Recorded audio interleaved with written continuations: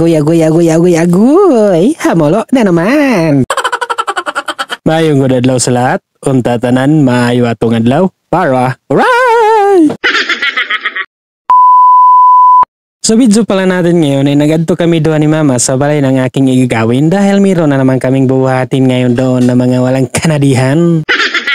Nagsabi man gud ang aking igagawin na mayroon daw kuno silang bingala doon sa kalang balay kaya asasolongin natin ito at puputusin natin ng lumpia wrapper. At sa mga orasin na ito ay nakabot na kami dito sa balay ng aking igagawin. Hindi na dahil kami nagpalangay-langay ni Mama at amin na dahil kinuha ang bingalahin. Basta talaga mga ganito, hindi talaga ako nagpapaulay. Hamulo na ko dito.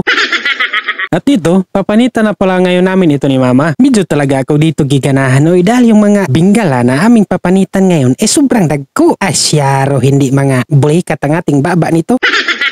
Habang pinagpanitaan namin ito ni Mama ay mayroon kaming napansin dito na mga daot-daot na ang kanyang mga tunga. Yung tipo bitong mukhang ugana at hindi na ito mapuslan ay kawali na di mukhang hindi ako dito ngayon makapanghamulo. Dahil tanawin niyo ito, tanawin niyo. Tanawin niyo Sa itsura pa lang nito mukhang hindi na talaga ito makain. Pagkawalagi na di. Mabuti na lang talaga at master si Mama at nagawa niya ng paraan. Master mangyapon ako, pero master lang manghamlo.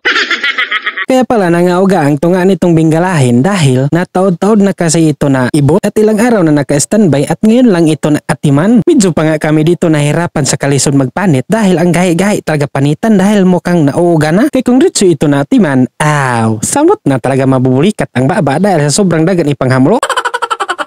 Sa mga orasin na ito ay hapit na kami dito ni Mama mahuman magpanit. Pinaspasan na talaga namin dito para right ba? Ito talaga ang kagandahan dito sa balay ng aking igagawin ba? Dahil sobrang hapsay ng kanyang mga paligid. Ang tanging madidinig mo lang ay mga huni ng mga ibon.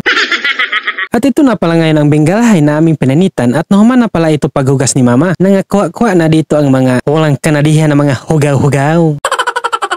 Dinarong talaga ito ni Mama paghugas para mga kuha talaga yung mga hugaw ba? Kaya kung mga kain natin yung mga hugaw, baka bitukon tayo.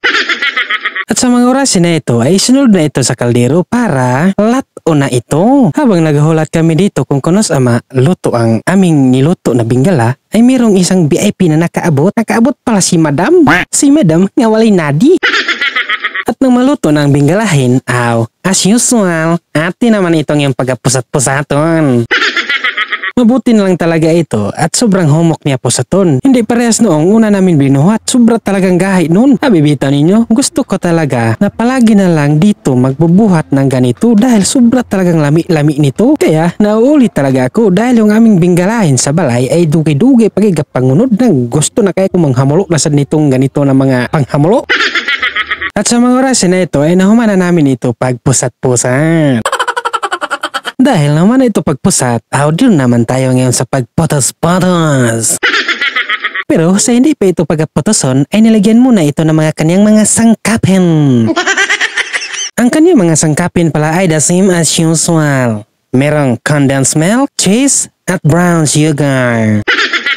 At matapos na pala dito isinagol ang kanyang mga sangkapin ay ito na ngayon. Dito naman tayo ngayon sa pagputos-putos. Ang nagputos lang pala dito ay aking lang igagawin at aking lang igsuonin dahil hindi ako dito pakabalo kung paano ito puputusin. So man lang ang aking nahibawan Kaya ang aking ginawa dito ay nagchichiburitsi na lang ako. Kawala inadi.